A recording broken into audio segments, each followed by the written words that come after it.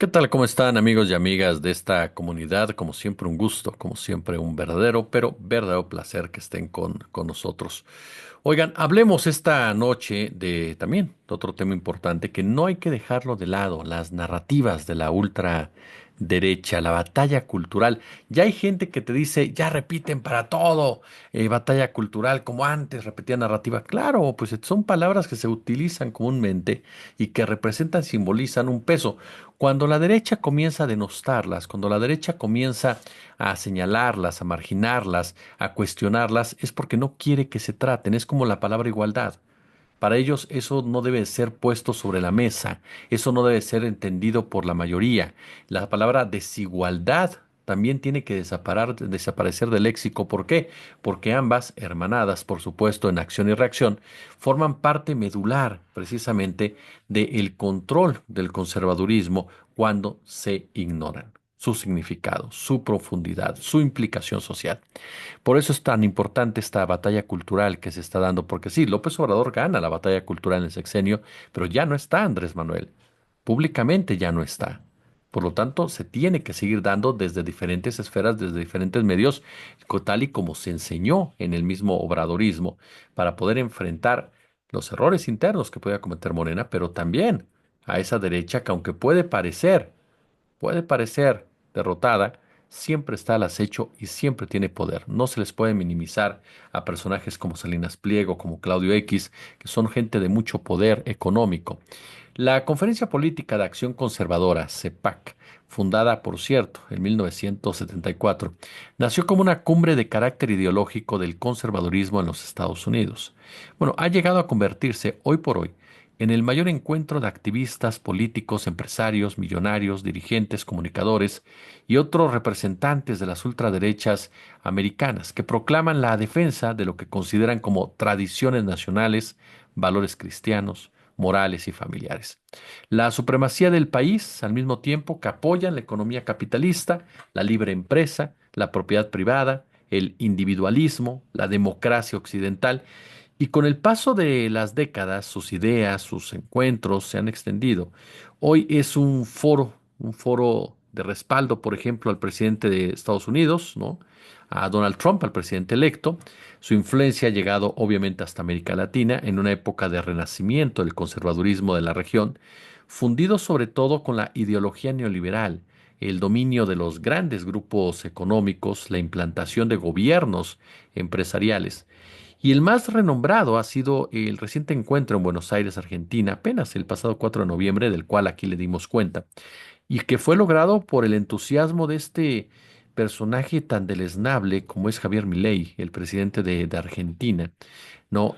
A pocas semanas de un encuentro en Palm Beach, en Estados Unidos, y después de haber hecho el ridículo, literalmente en un evento con Donald Trump, en donde mostró precisamente quién es su patrón. En la CEPAC Argentina se presentaron, entre otros, Matt Schlapp, presidente de CIPAC, Lara Trump, Steve Bannon, Jair Bolsonaro, Eduardo Bolsonaro, Santiago Abascal, Barry Bennett, Ricardo Salinas Pliego, el alcalde de Lima, Rafael López, Eduardo Verástegui, Agustín Laje, que es el gran ideólogo de muchos de los libertarios, María Corina Machado, lo recuerda, esta candidata opositora a la presidencia en Venezuela. Y por supuesto, diversos personajes de la política argentina, entre ellos Patricia Bullrich y el propio Javier Milei.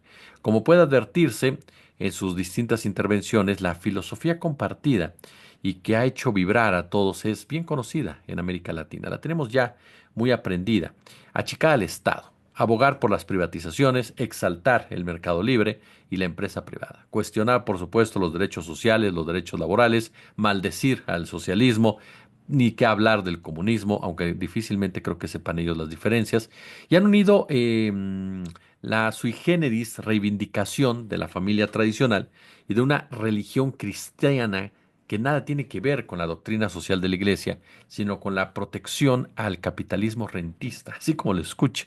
Han comenzado a hablar ya de esa iglesia que protege a los hombres y mujeres poderosas, dueños del dinero y del saqueo.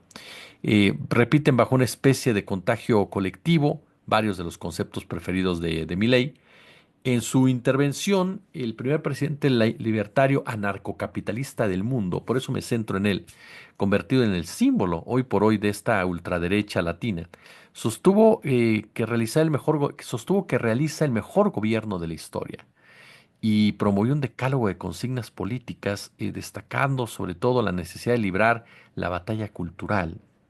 Ojo, acusan a la izquierda de utilizar constantemente ese término, pero es la derecha, la propia derecha, la que se lo apropia. Por eso no quiere que la izquierda lo ocupe.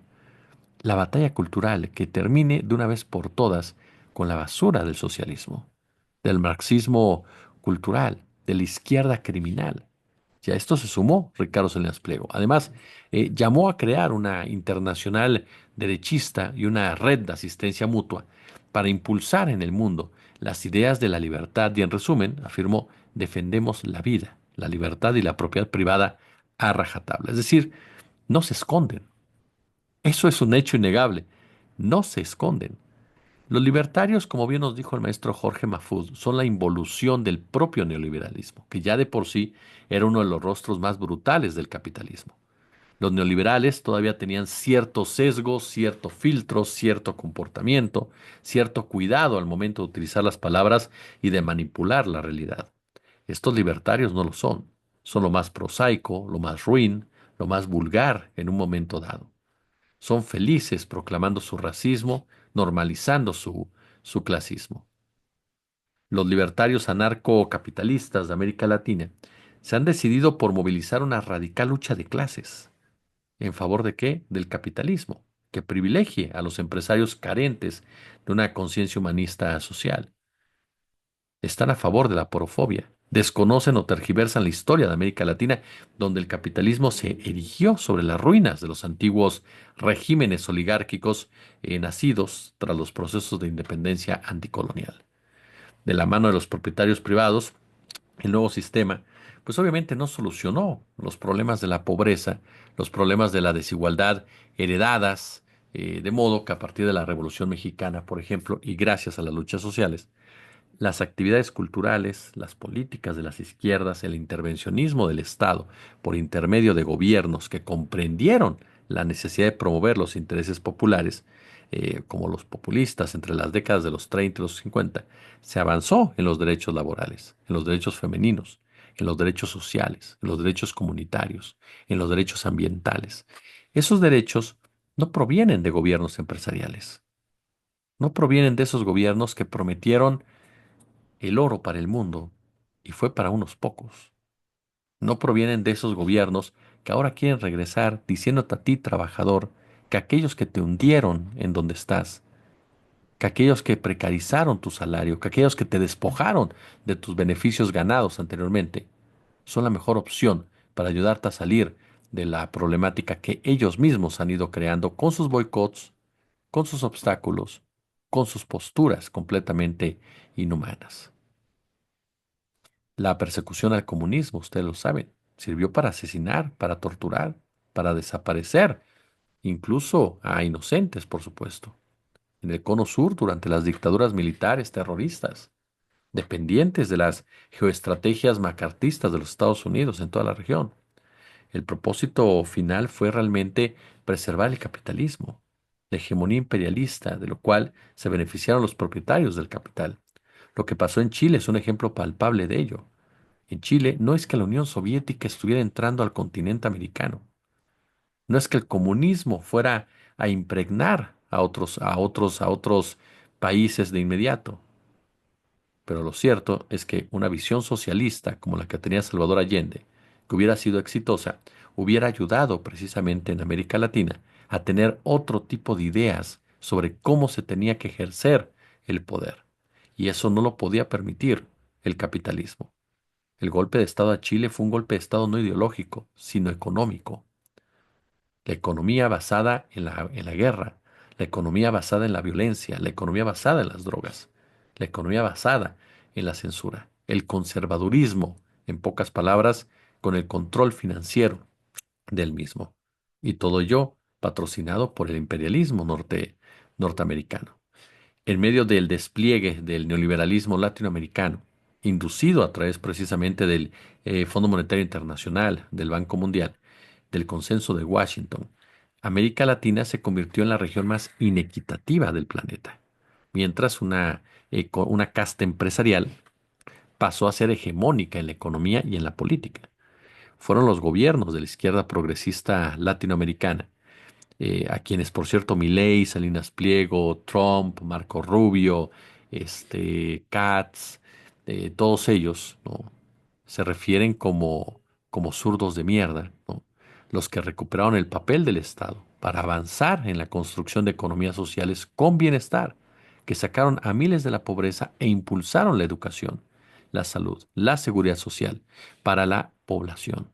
Un proceso cortado con la recuperación derechista y la sucesión de gobiernos empresariales y presidentes empresarios en varios países de la región, como por ejemplo el caso de Mauricio Macri.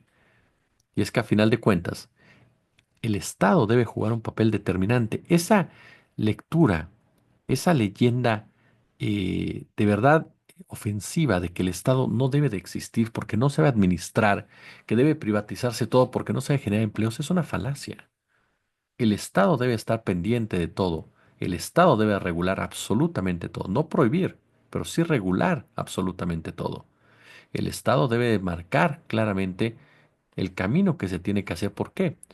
Porque el Estado es el que delinea y ve por los intereses colectivos, no los intereses privados. Los intereses privados siempre serán de la iniciativa de dicho sector. El que pone las órdenes para que sea colectivo es precisamente el Estado, el que tiene que garantizar el bienestar de la población, el que tiene que invertir en salud pública, el que tiene que invertir en seguridad, el que tiene que invertir en transporte, el que tiene que invertir en educación.